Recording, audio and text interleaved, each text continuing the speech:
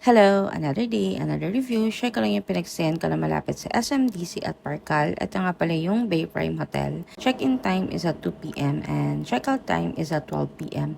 Yung na-assign sa amin na room is located on the 7th floor. Walang hininging security deposit. Included na yung breakfast for 2 at may free parking na rin. So para makapasok sa room, kailangan nyo lang itap yung keycard. Una nating i-check yung toilet and bath. As you can see, mayroong bidet, may tissue, and then andyan naman yung towels, may hair dryer, may dental kit, may lotion, may hand soap, and ito naman yung shower area. Meron na rin pala ditong hot and cold shower. Provided na rin yung shower gel, shampoo, and conditioner. So, as you can see, spacious yung toilet and bath. Ito nga pala yung cabinet and meron na rin ditong mga hangers. And may Frenabite din pala sila na slippers. And then check naman natin yung another storage area.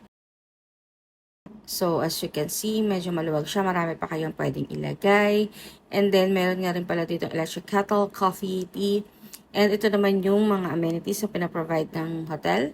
At meron nga rin pala binigyan na 2 bottled water. And then ito naman yung security deposit box.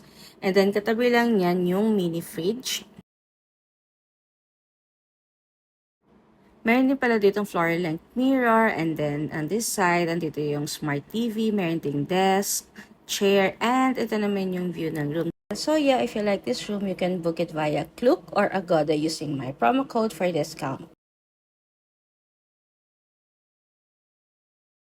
By the way, yung gym and then yung swimming pool is located on the 5th floor.